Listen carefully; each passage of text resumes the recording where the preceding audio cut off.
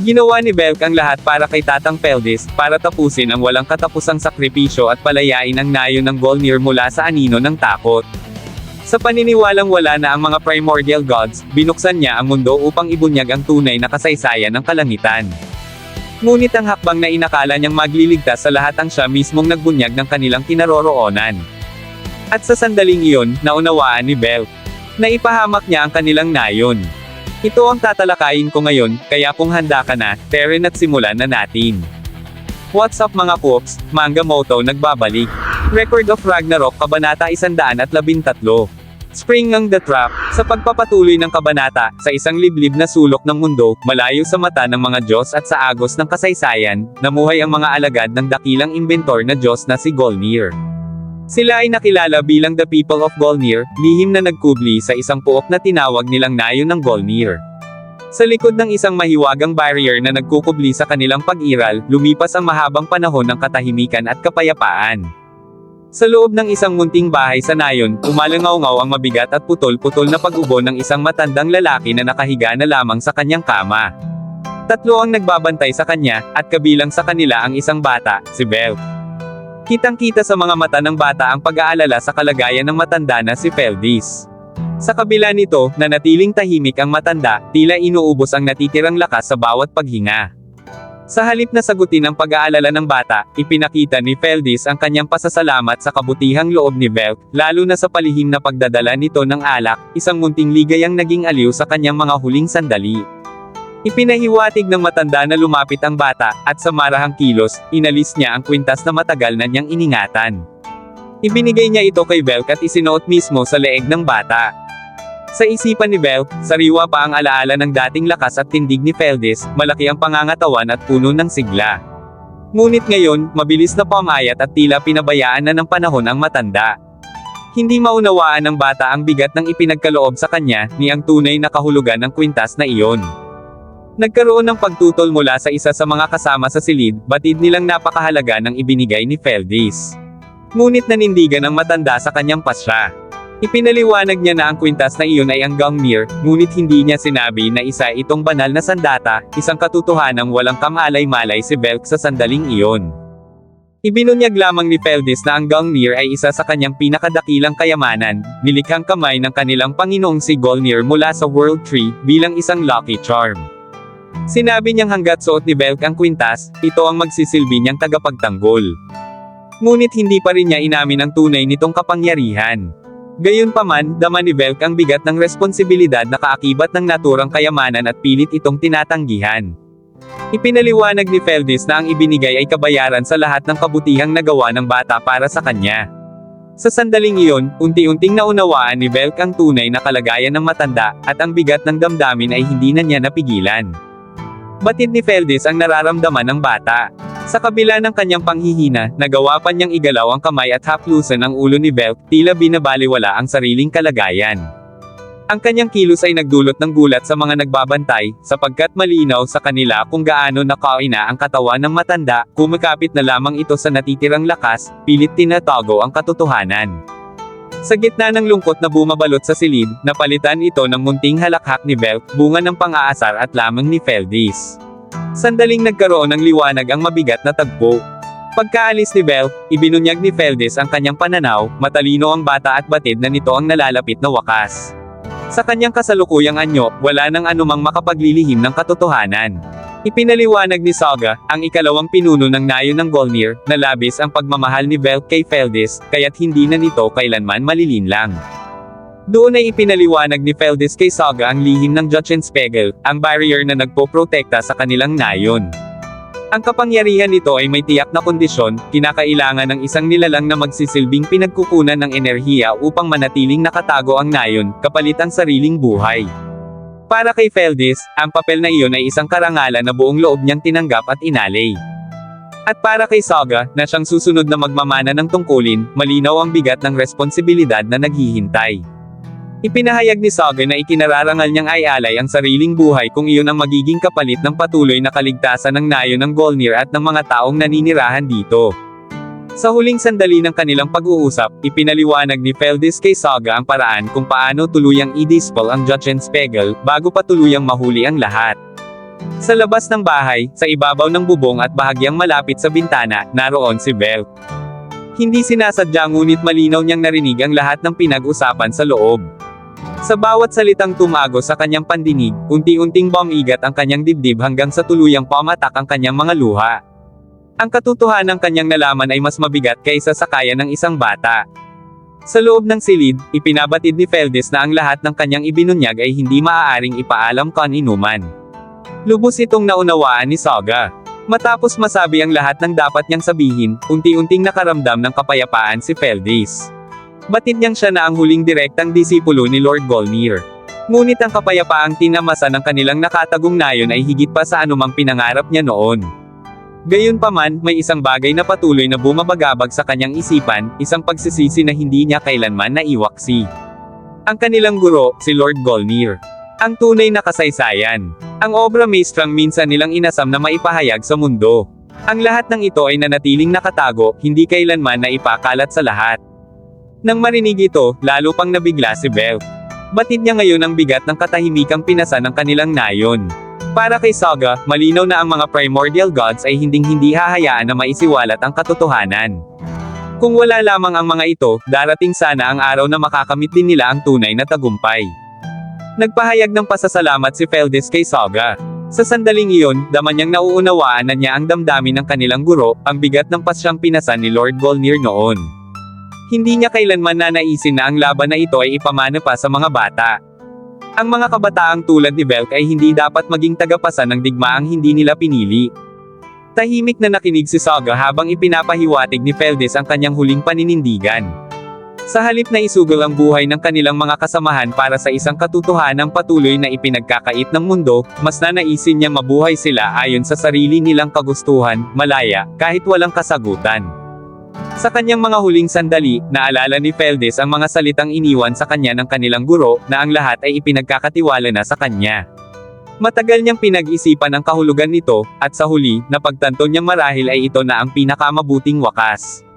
Biglang may napansin si Saga sa kalagayan ni Feldes. Kasabay nito, sa malayo, makikitang tumatakbo si Belle, diretso, walang alinlangan, at hindi tiyak kung saan patungo. Sa kanyang isipan, malinaw ang isang bagay, hindi pa tapos ang lahat. Bigla siyang huminto. Narating na niya ang hangganan ng kanilang nakatagong nayon, ang mismong barrier na nilikha ng Jotunspegel. Ito ang unang pagkakataon na nakarating siya sa lugar na ito. Batid ni Belle na ang barrier na nasa kanyang harapan ang siyang nagtatago sa kanila mula sa mundo sa labas, pinananatili sa pamamagitan ng patuloy na sakripisyo ni Feldes.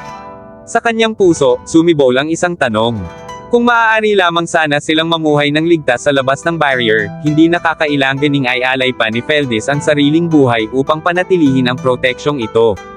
At kung sila'y malaya sa labas, marahil ay maipapahayag nila sa mundo ang tunay na kasaysayan. Nag-isip si Belle kung maaari niyang gamitin ang incantation upang iwaksi ang barrier. Makalipas ang ilang saglit, sinubukan niya. Biglang bumukas ang isang portal. Nang mapansing unti-unti itong nagsasara, dali-dali siyang tumalon palabas. Matagumpay na nakalabas si Belle sa kanilang nakatagong nayon. Agad siyang napahinto sa kanyang nakita. Ang kanilang pinanggalingan ay tila isang napakalaking bato lamang. Masinsan niyang sinuri ito at doon niya lubos na naunawaan, ang Jotunspegel mismo ang nagtatago sa kanilang nayon. Isang perpektong panlilinlang, isang anyong hindi kailanman paghihinalaan ni Numan. Napahawak si Belle sa Gungnir. Sa sandaling iyon, napuno siya ng paghanga sa talino at husay ni Lord Golnir, at sa sakripisyong inalay ng kanyang tatang Feldes. Ilang saglit pa, tumakbo na si Belle. Sa kanyang isipan, malinaw ang layunin, kailangan lamang niyang malaman kung buhay pa o tuluyan ang naglaho ang mga primordial gods. Hindi naglaon, narating niya ang isang napakagandang sibilisasyon ng mga Diyos. Namangha siya sa tanawing bumungad sa kanyang mga mata. At ayon sa salaysay ng tadhana, ito ang unang pagkakataon na may nilalang mula sa people of Golnir na tumapak sa masaganang bagong mundong ito. Napakaraming bagong tanawin ang unang nasilayan ni Belle. Sa bawat hakbang, mas dumarami ang mga Diyos na kanyang nakikita, higit pa sa anumang maaari niyang akalain. Noon lamang niya lubos na naunawaan kung gaano kalawak ang mundo sa labas ng kanilang nayon, at kung gaano karami ang mga nilalang na naninirahan dito. Bigla, isang Diyos na pasuray-suray ang mabilis na papalapit mula sa kanyang likuran. Hindi naglaon, nabangga siya. Ang Diyos na may anyong kahawig ng isang hippopotamus, ay agad na humingi ng paumanhin, ngunit sinabayan ito ng pabirong pagdadahilan. Ipinahiwatig nitong dapat mag-ingat ang mga kabataan sa paglalakad sa lungsod, sapagkat kung hindi, tiyak silang mababangga ng mga lasing na tulad niya, isang tabla-tablahang kapalaran kung may madisgrasya. Nang humarap si Belk sa bumangga sa kanya, agad niyang naalala si Tatang Peldis. Ang amoy ng alak ay pamilyar, parehong-pareho sa samyo na minsan nang naging aliw ng matanda. Sa sandaling iyon, naglakas loob si Belk na magtanong. Sa kabila ng kalasinggan, ipinahiwatig ng Diyos na handa itong sumagot. Itinanong ni Belk kung may alam ba ito tungkol kay Golnir. Biglang nag-iba ang reaksyon ng lasing na Diyos. Tila nalito ito at nagtanong kung iyon ba ay isang pulutan, at kung masarap. Naglaway pa ito, inakalang pagkain ang tinutukoy ng bata. Ngunit agad nilinaw ni Belk na hindi iyon pulutan, iyon ay ang primordial god na si Golnir. Muling nagbago ang kilos ng Diyos. Sa halip na seryosong tugon, ito ay napatawa at tinanong kung ilang taon na ba si Belk.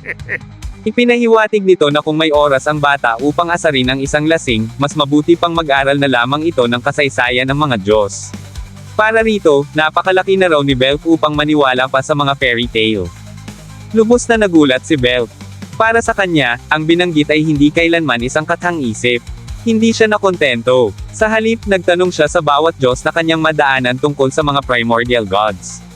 Iisa ang naging sagot, matagal na raw silang patay. May ilan pang nagsabi na kung nais niyang malaman ang tungkol sa mga alamat, mas mabuting pumunta siya sa aklatan ng lungsod. Dali-daling hinanap ni Belk ang aklatan.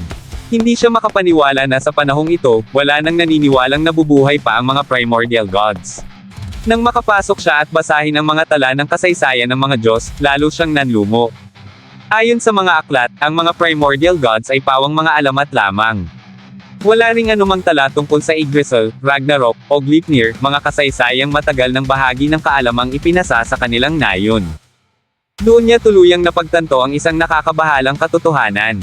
Ang kasaysayang itinuro sa nayon ng people of Golnir ay lubos na naiiba sa kasaysayang kinikilala ng mga Diyos sa labas. At ayon sa salaysay ng tadhana, ang kasaysayang itinuturo sa bagong Valhalla ay sadyang hiwalay at salungat sa sinaunang kaalamang ipinasa sa mga huling tagapagmana ni Golnir. Habang nagmumuni-muni si Belk, may isang Diyos ang lumapit sa kanya at nagtanong kung may hinahanap siya. Sa bakas ng pag-aalala, ipinaalam ni Belk na ang lahat ng kanyang nabasa ay nagsasabing patay na ang mga primordial gods. Tinanong niya kung wala na bang ni isa mang natitira. May ngiting puno ng katiyakan, ipinabatid ng Diyosa na tama ang nakasulat sa mga aklat. Ang mga primordial gods ay matagal nang naglaho, at ang kanilang mga pangalan ay nananatili na lamang bilang mga alamat mula sa napakalayong nakaraan. Lubos na nabigla si Belk. Dahil dito, dali-dali siyang umalis ng aklatan. Sa kanyang isipan, malinaw ang isang bagay, wala ni isa mang nakakita ng isang tunay na primordial god.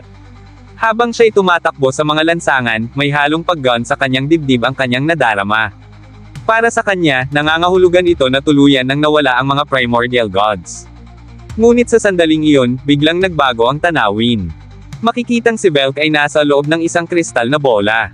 Mula rito, masusing pinagmamasdan ng isang Egyptian god ang bawat galaw ng bata habang ito'y nagpapagala-gala sa Valhalla. Tahimik nitong sinusubaybayan kung saan tutungo, at kung saan uuwi, ang batang mausisa at matanong.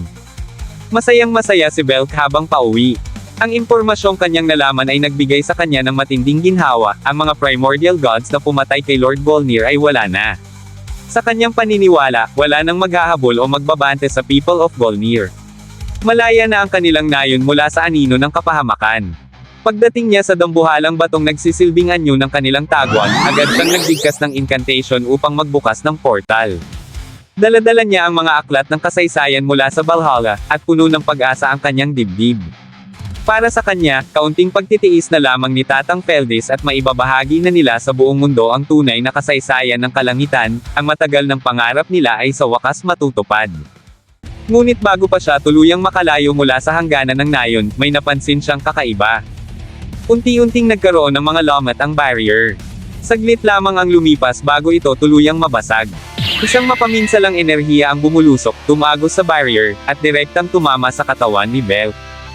Hindi niya maunawaan ang nangyari. Sa lakas ng pinsala, bumagsak ang kanyang katawan sa lupa. Sa kanyang pagdapa, nasilayan natin ang isang kamay na nagpakawala ng enerhiyang tila sandatang liwanag, Worry isang ray gun na likha ng sinaunang kapangyarihan. Doon tuluyang nahayag ang nakakatakot na katotohanan. Ang kasaysayang nalaman ni Belk ay isang huwad. At ang mga primordial gods ay matagal na pala siyang sinusundan, hanggang sa mismong kinaroroonan ng kanilang nayon. Ipinahiwatig ng isang Egyptian na primordial god na matagal nilang hinintay ang sandaling ito. Habang sinasambit ang mga salitang iyon, unti-unti nang nadudurog ang barrier na nagpoprotekta sa nayon ng people of Golnir. Walang alinlangan sa kanilang tinig, ang barrier na iyon ay gawa ni Golnir. At tulad ng kanilang hinala, itinago ng inventor ang kanyang mga disipulo gamit ang isa sa kanyang pinakadakilang imbensyon. Para sa mga nagmana ng kalooban ni Golnir, tulad ng batang nasa kanilang harapan, ipinabatid nila ang isang malamig na katotohanan. Humihingi sila ng paumanhin, ngunit kailangan nilang lipulin ang sinumang nakaalam ng tunay na kasaysayan. Iyon ang kanilang tungkulin bilang mga huling natitirang primordial gods. Namutla ang mukha ni Belk. Ang mga inaakala niyang matagal nang naglaho ay buhay na buhay, at naroon sa kanyang harapan. Ipinaliwanag ng isa sa tatlong primordial gods na binantayan nila ang mundo sa katahimikan, nakinig sa bawat bulong ng banta. At sa sino mang bumigkas ng mga salitang dapat nang nabura, inialay nila ang kanilang mga buhay upang pigilan iyon. Kung natagalan pa nilang matuklasan ang nakatagong nayon, silang tatlo, panghuli sa kanilang lahi, ay tuluyan ng mapupunta sa Niflal. Sa kanilang pananaw, isang biyaya na napaaga ang pagkakadiskobre sa lugar na iyon. Sa puntong iyon, halos maiyak si Belk sa bigat ng kanyang naunawaan. Ang lahat ng mangyayari ay nagsimula sa kanyang paglabas sa nayon. At ayon sa narrator, doon niya lubos na napagtanto ang kanyang pagkakamali. Binura ng mga primordial gods ang lahat ng bakas ng kanilang pag-iral, habang hinihintay ang mismong araw na ito, ang araw na muling magpapakita ang people of Golnir. Sa gitna ng matinding pinsala, nakiusap si Belk na maghintay. Ngunit habang patungo na ang mga primordial gods sa kanilang nayon, lumingon ang isa sa kanila at sinabi na huwag sisihin ng bata ang kanyang sarili. Dahil sa kanya, maliligtas umano ang buong mundo ng mga Diyos. Nanlaki ang mga mata ni Belk. Alam niyang ang ibig sabihin nito ay ang paglipol sa lahat ng nasa kanilang nayon. Kasabay nito, makikita natin ang unti-unting pagkadurog ng kanyang katawan, isang malinaw na hudyat ng nalalapit na kamatayan. At sa huling tagpo, ipinahayag ng Egyptian na primordial god ang hatol na matagal nang ipinagpaliban. Panahon na upang tuluyang burahin ang kasuklam-suklam na kasaysayan. At dito na nagtapos, alam kong bitin ka sa kwentuhan natin, kaya sorry na agad. Shoutout po muna kina